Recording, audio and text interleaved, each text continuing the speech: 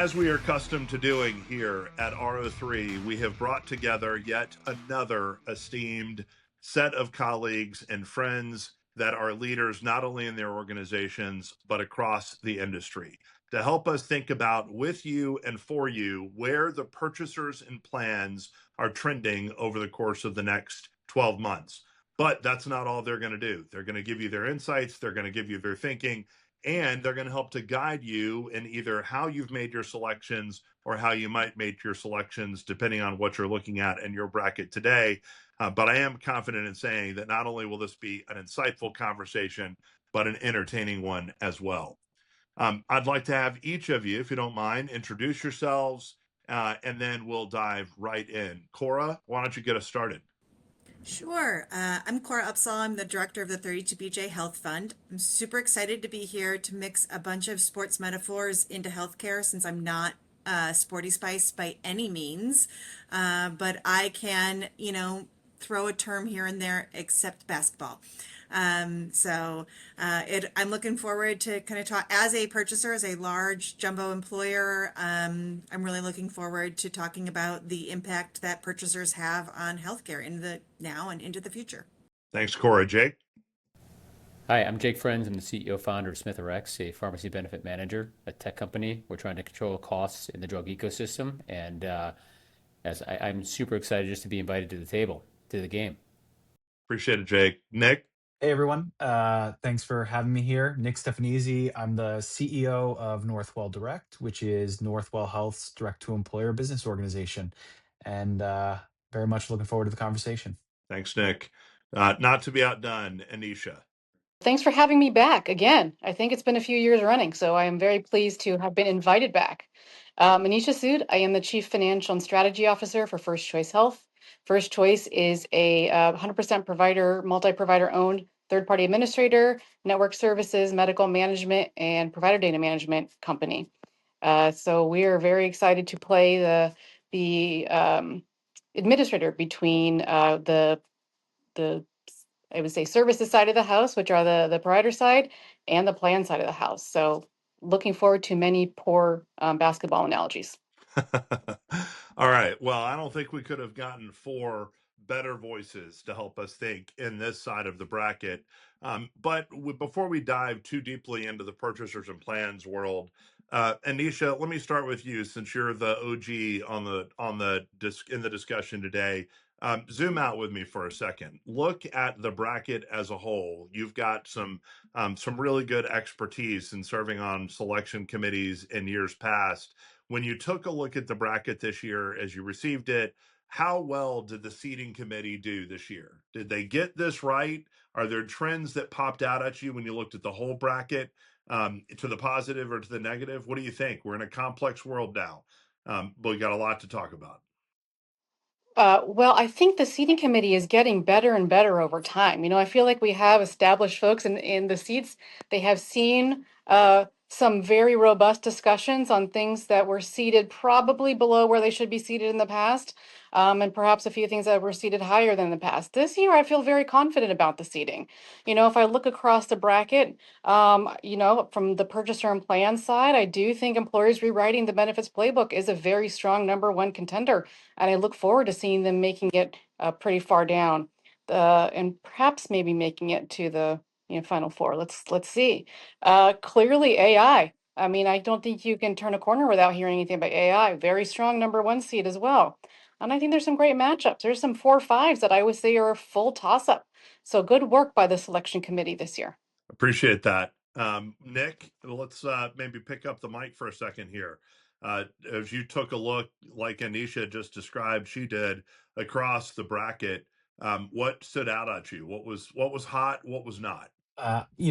To me, this is going to be an incredibly competitive bracket. And I suspect, if people filled these out in advance, we're going to see some brackets broken over the next couple of weeks as voting starts, and wouldn't be surprised if we see some upsets. But I think high level, there's a clear sense that comes through in in the items that made their way into the bracket of the real affordability crisis in healthcare. That is resonating throughout a variety of the categories and sort of the responses to that crisis that I think will make a strong run through the competition. You obviously can't ignore some of the major policy things, despite sort of the disruptive policy environment that we're all living through. And so I think there's going to be a lot of interesting dynamics at play, but I think cost pressures are going to make a run pretty far through the bracket this year. Good perspective. I almost forgot to put my team colors on here at RO3, so rest assured, I'm repping well. Jake, what reactions do you have? You got a couple of thoughts here shared before you. What were your thoughts? Consistent or different? I think we have an evolving ecosystem here, an evolving bracket system. Those players here, I think the teams that we used to know here are no longer the same. I think we see a lot of the same teams lining up, but the coaches, the players, they've all gone through multiple evolutions, and they today are nowhere like they were before. And I think Valley Base is like that. I think that we should rebrand that altogether. But I think that's a future player there that may come to the forefront. AI, 12 months ago, I think people were talking about it, but it was nowhere. I think now it's becoming the bedrock of so many different initiatives, and there's a confidence building among all that it's going to be a player for the future. And then finally, you have down at number 6 in the policy, interoperability gains ground. That may be one underdog that I'm rooting for the hardest. I want interoperability to go as far as they can here. And if they don't do well, let's make it a proving year for them. Let's give them some confidence that they can come back next year and do well. Teaser alert: the policy experts agreed with you on that 6 seed observation. So stay tuned as you take a look at what your colleagues in the policy world had to say. Cora, round us out. You've got some good perspectives there that have been shared. Do you see anything different? You kind of pick a line there for your thinking. I make a habit to not disagree with people who say smart things, and all of my fellow panelists here are definitely saying smart things. I think it will be interesting to watch. We often hear about policy as being really the driving drumbeat next to affordability. So it'll be interesting to see if they're able to continue to kind of carry that weight through these conversations. But I also a little bit agree with Jake. I'm wondering if has value-based care seen its day? And so perhaps maybe that's a little higher ranked than it should be, because maybe it's a legacy school. This is me pretending like I understand basketball here, folks. Maybe it's a bit of that legacy school getting in there. But I do think and I agree with Nick, there's that affordability. Doesn't really matter which section you're in. Affordability is really that thread that ties it all together. Love it. All right. Well, strong perspectives here out of the gate, which increases my confidence level even more, if it needed to be, that this conversation is going to unfold really thoughtfully. Let's dive in. Purchasers and plans, where each of you spend your time, not only in your organizations but across the country. We've got a pretty hefty 8 sets of trends here. I could make an argument that perhaps more than 4 of these could go deep into the tournament this year, but your perspectives will help, I think, guide not only mine, but also those that are following along at home. Let's stick with you, Cora, for a minute, if you don't mind.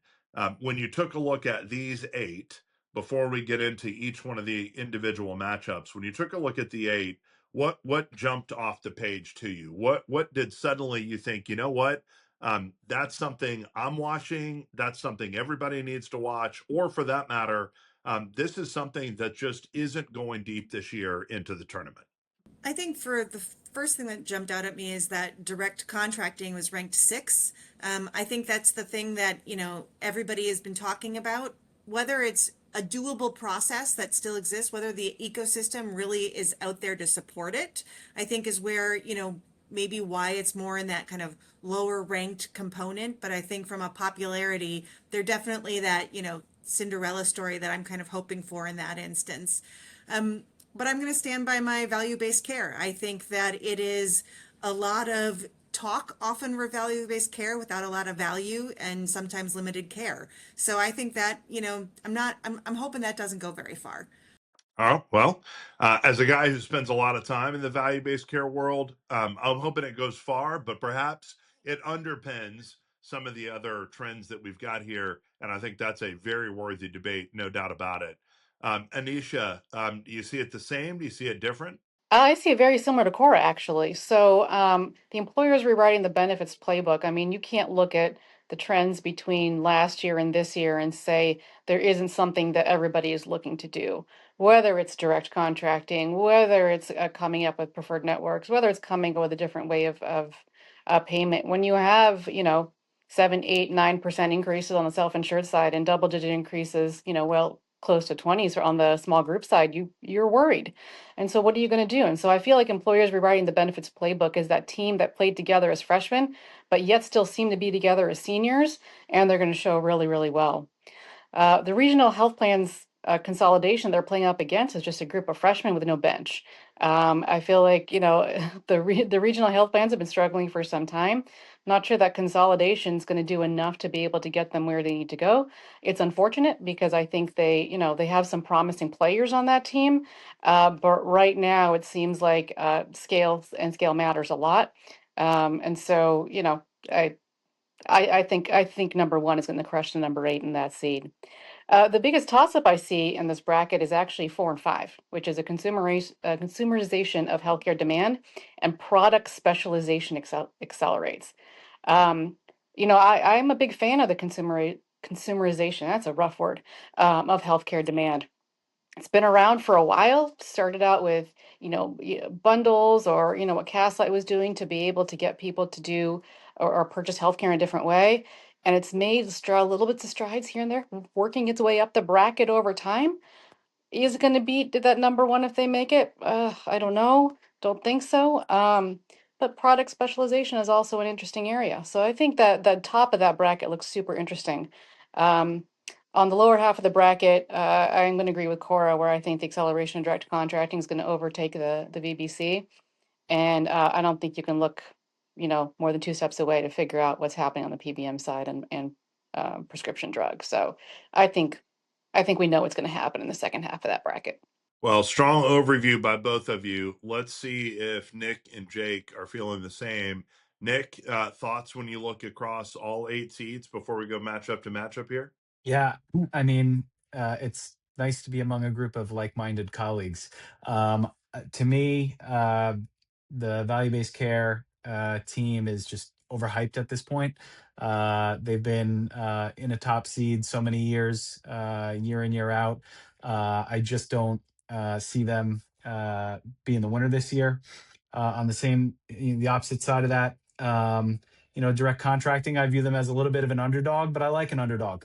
Uh, and I feel like there's a real momentum behind direct contracting this year in a way that there hasn't been previously. And so I'll be interested to see where that goes. I think product specialization, I think we've seen a lot of it in the services space. I don't know. It still feels a little early. They may need a few more laps up and down the court before they're really ready for prime time. But I think the clear favorite in this overall bracket, in my view, goes to the employers because I think we're seeing a level of innovation out of sheer necessity on the employer side that really has a strong chance to take the top spot in this bracket. Yeah, it definitely felt like the seating committee hit this number one in a pretty strong way. But that's not to suggest that a number one can't be outdone or undone, depending on how the bracket unfolds. And certainly, Jake, the commentary from you may help guide us a little bit here before we dive into the matchup. So I'm gonna allow you an opportunity to give us 2 answers, if you don't mind. One is sort of a quick overview of how you see the 8 seeds here, and then the second is talk us through your thinking around that first matchup, the number one versus 8. Looking at the whole bracket here, I see a lot of emerging teams. They're just not ready right now, I think, in many ways, but they're going to evolve in the future very quickly. Um, the consumerization of healthcare demand, that's been around forever, but that's going to hit hard as we move forward here with AI interoperability and other access to data. I think patients are going to demand it, and employers, brokers, and everyone else in the ecosystem are going to look for this kind of value feedback loop in the future. Uh, the acceleration of direct contracting, I think we're early stages there as well. There's a lot of ground to make there. I think we see some of it in pockets and some success pieces here, but that's another one that I'll look out for into the future here. With the first matchup here, employers rewrite the benefits playbook versus regional health plan consolidation. I think the regional health plan consolidation is an old team. I think they've done a few laps here and have been successful in the past. I think that's kind of the game tape on that is running out. But employers rewriting the benefits playbook is at the beginning, and they're hitting at the right time right now. Um, I think they're going to go to the Final Four here. I think they have a really good shot of going all the way, but I think they're going to be a perennial powerhouse here, year after year for the next 3 to 5 years. I don't think that we've seen even the entire iceberg here of what's possible with the employers taking control of the benefit plan. This means so much, and I think I'm just really excited to see what this has in store for us and all the different facets that continue to unfold with technology. Cora, let's look at the first matchup here. As an employer, 32BJ, as an employer, I feel like you likely are with your colleagues across the country that find as a couple of your top priorities that recruitment and retention of employees is significant, and part of that effort is in how you design the benefits for your employee population. But you're likely, like a number of your colleagues around the country, looking at the disease burdens of your employee populations and seeing cancer and other trends as a consistent cost driver in how you design, excuse me, and how you design your benefits playbook.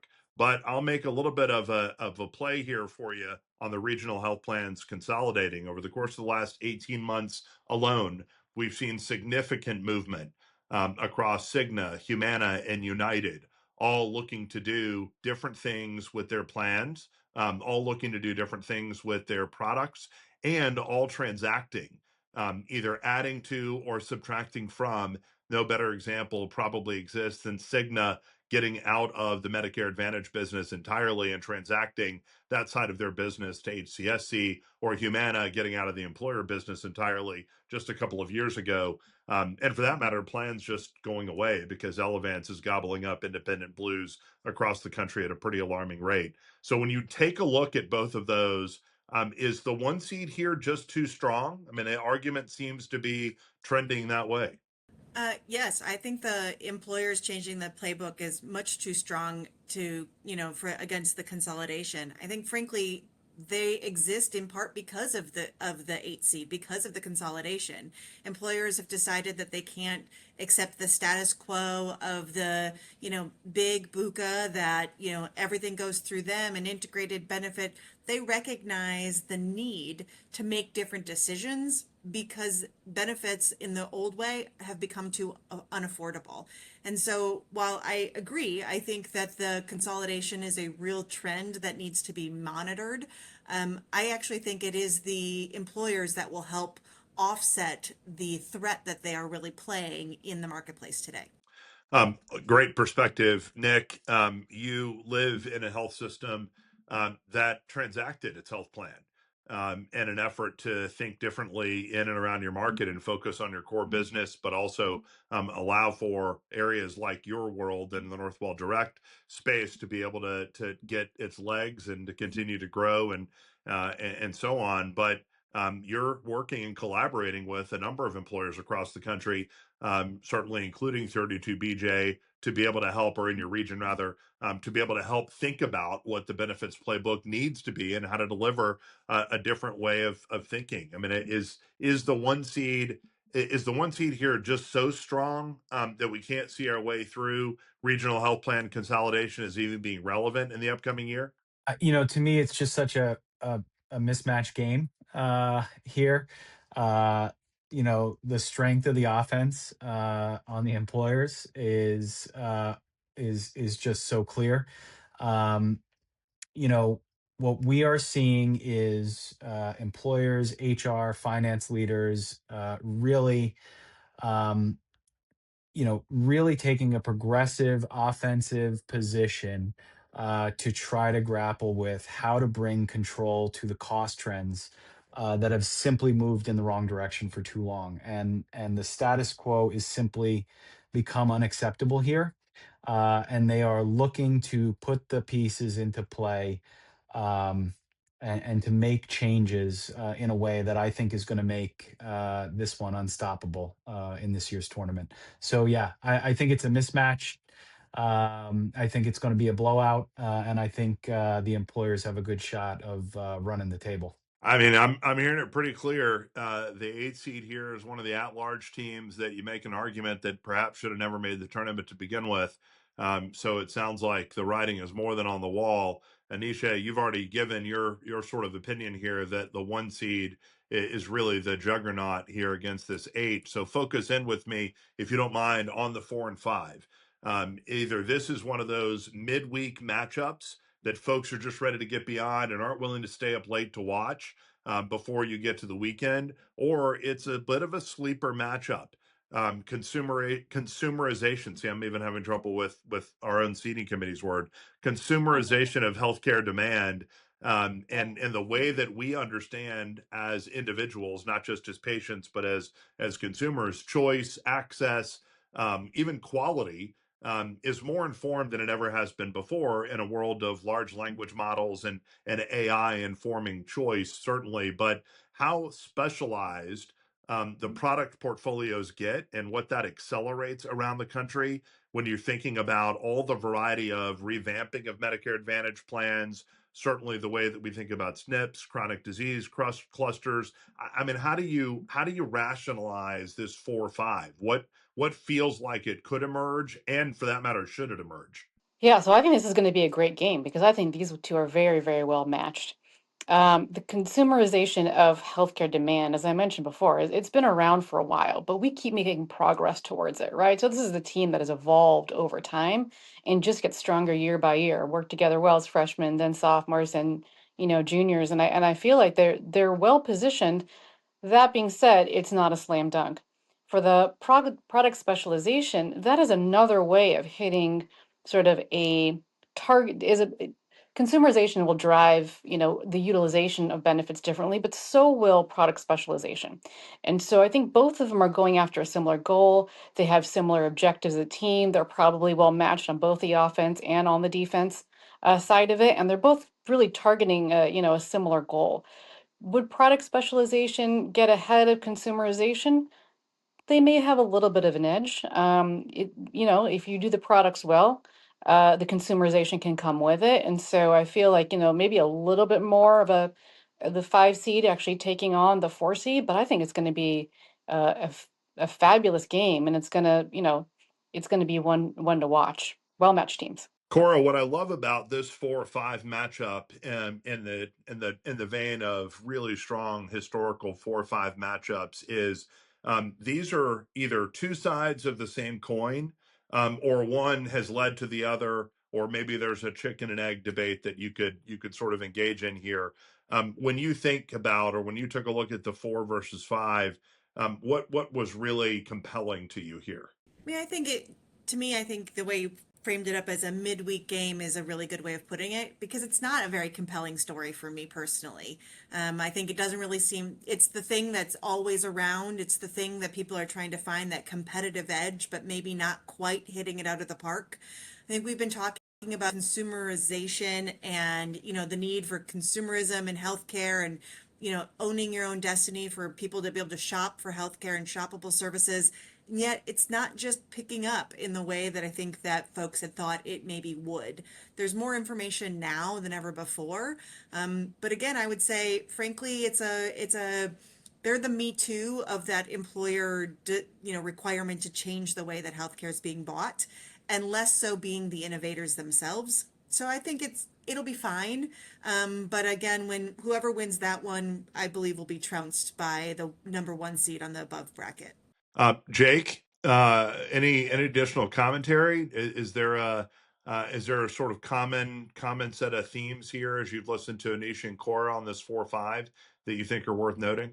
Consumerization is been around for a while, and I think I said this at the beginning, but it's emerging. And I think it's something to watch in the future. This is a mid-game week, but let's scout this. Let's see what's hitting today, and how it fits together in the future. This whole purchasers and plans bracket here, there's going to be a few stalwarts here that continue to emerge. And that was my kind of message from the very beginning here. I think this is one of the most powerful brackets regions we've got here across the board. And these comments that we're making here, the foundation is laid. And I think how these emerge over technology, AI, and the rapid pace of development, like I am incredibly excited about the consumerization aspect of this, but that's like a 2, 3, 4+ year deal. I think product specialization, though, like really importantly, there's a huge need here for product specialization. I mean, they are making an impact today, but I think that if they don't make ground here in the next 2 years and win the tournament, they're done. Like I think they have a life cycle here. They may be sophomores, juniors, and they got like 2, 3 years left on play game. No one's going to this team in the future. Like this one's going down as interoperability, the data across the board becomes more universal, or the access better, and that's going to power the consumerization. It's going to power some of these other teams, but the product specialization, I think, if you're excited about this team, root hard for the next 2 years, see what ground you can make. Otherwise, I don't think you have much of a chance in the future. Yeah, I think the notion, particularly of data's entry into the conversation here, is a really essential point.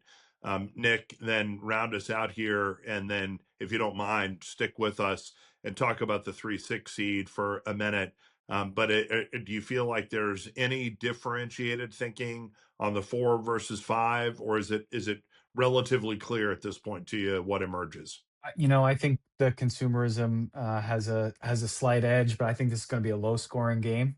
I say that they've got the edge because we see that there is more data than ever before out there for people to use, and we do see some progress in using benefit design and other levers to encourage people to make choices. And I just don't know that I've seen product specialization really take off or really be ready for prime time here. So I think consumerism ekes it out, but I think their victory is going to be short, and that they're headed for a blowout in the next round.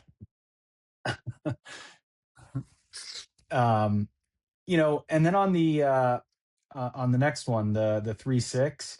Uh, to me, this is a no contest. To me, the value based care discussion is yesterday's news, and direct contracting is today and tomorrow's news. Momentum matters, and I feel like direct contracting, whether you're talking to or looking at employers that have been willing to go down this road, that appreciate the opportunity that it represents, not only to save money, but also to provide access to really high quality care for their team members. Or you look at provider organizations, and I've talked to a lot over the last 6 years doing this work. There's not a health system that I've interacted with that isn't interested in direct contracting in some form or fashion. And so I think momentum matters coming into a tournament like this, and I think direct contracting takes this round. Speaking of direct contracting, Cora, heard of that one? Heard of a little direct contracting? I mean, is that something that you guys are familiar with over there at 32BJ? Nick and I haven't spent more time with each other than our own spouses, I think, over the last month and a half or so. I mean, I agree. I think direct contracting I agree with Nick completely. Our partnership between Northwell Direct and 32BJ is a great example of that momentum shift of employers choosing to go a different direction and to, remove the additional layers of administration. And while we're maybe on the bigger side of things, I think direct contracting is making a lot of space in smaller ways. I know employers of all sizes that are doing direct contracting. It might just be for one drug. It might be for one set of services. It might just be the one, doc and the one orthopod in the city that happens to be being willing to give the best rates. So to me, the direct contracting, I agree with Nick, has the momentum. And frankly, if it ends up being a matchup between employers rewriting the system, the 1 and the 6, and with the direct contracting, could almost be a toss-up. Yeah, I really appreciate that perspective, Jake. It strikes me that like a little bit like the 4 or 5 matchup where you've got a two sides of the same coin or chicken or egg conversation. If value-based care is in its prove it era, then does direct contracting serve as the answer to that prove it era? Or more largely spoken than that, does the notion generally of direct employer activities where health systems are engaging more directly, not just in direct contracting efforts, but more meaningful programmatic initiatives and thinking about things like advanced primary care, thinking about the way that their PBM is thought about, thinking about the way that they're managing spend in such critical areas. Is there a balancing act here, or is it just that emphatic that direct contracting is the upstart we've been looking for in a bracket to take it deep? I don't think there's a matchup here. I think the direct contracting is the kind of emerging out of the value-based and acceleration direct contracting matchup here.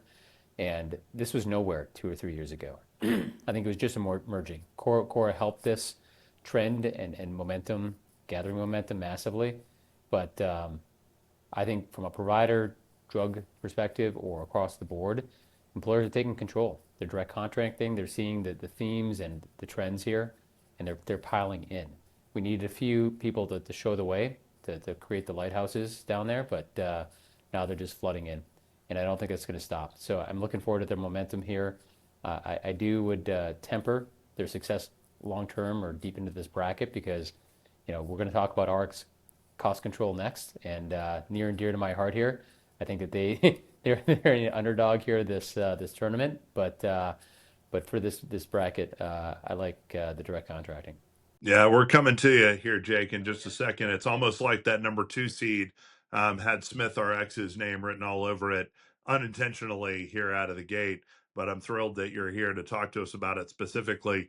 Anisha, last word on this particular trend acceleration of direct contracting. Your colleagues seem pretty convinced that that is the upset in this bracket to be watching out for. Although I'm going to make a strong argument for Medicare Advantage in just a minute.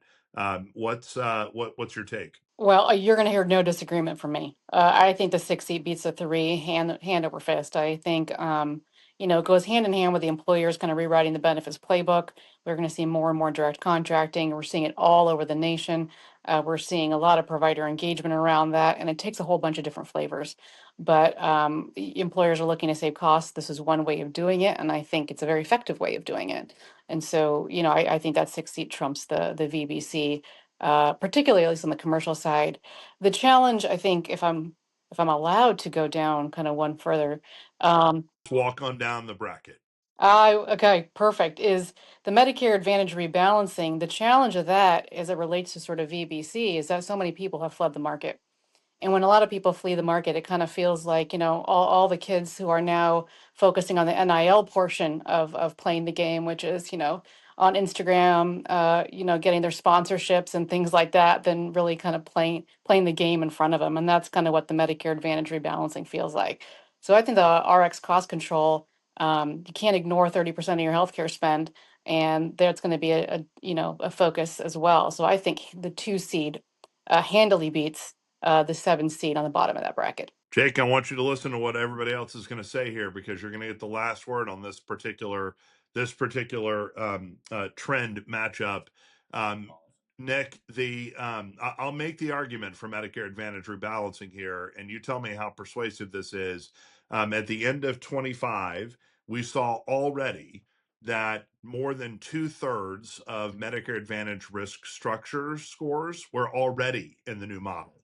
As we move towards the end of the first half of 26, we're seeing an even greater move towards that. There's recognition now based on congressional scrutiny and, for that matter, the changes across the BUCAs around the country. And I referenced that a little bit earlier as well, that there's an embrace that we're seeing a recalibration of Medicare Advantage, one that many of us, including myself, has argued that has been sorely needed for some time, particularly in a post-COVID world. That said, I recognize the challenges that we have on the drug space.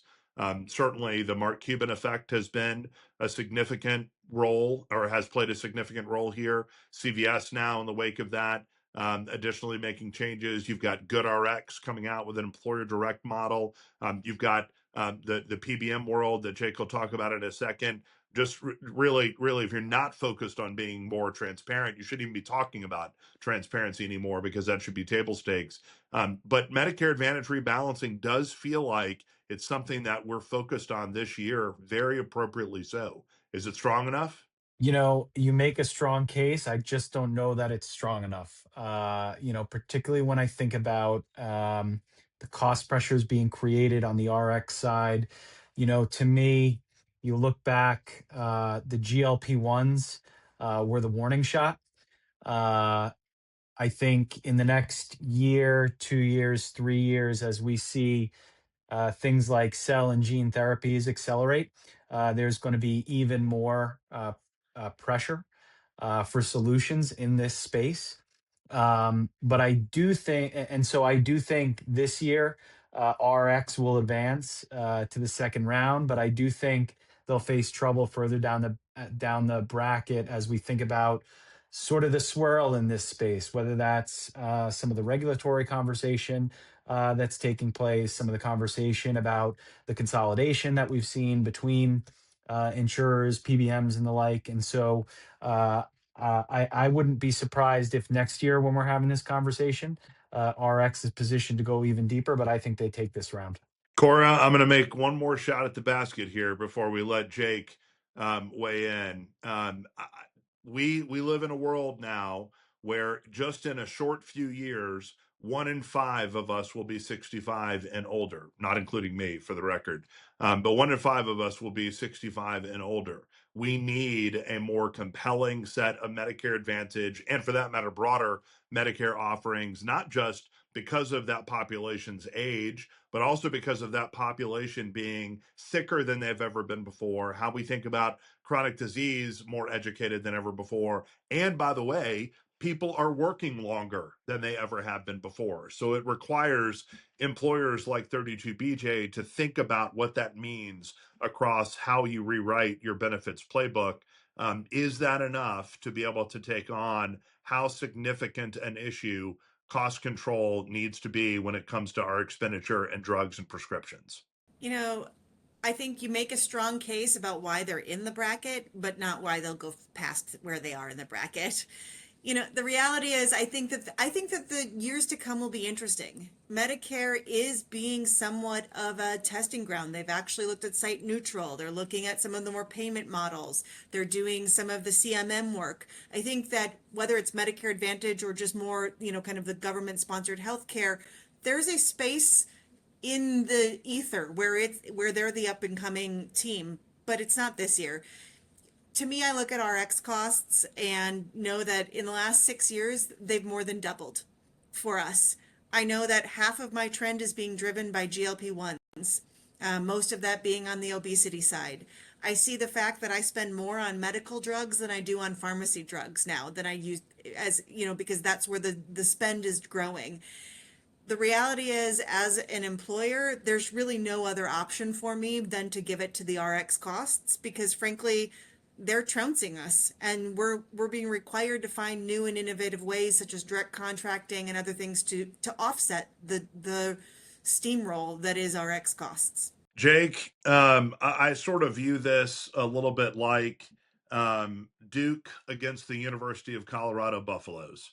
Am I thinking about that in the right way? If I just knew a Buffalo to be able to weigh in here on how significant this matchup is to you, what does it look like? It means everything to me.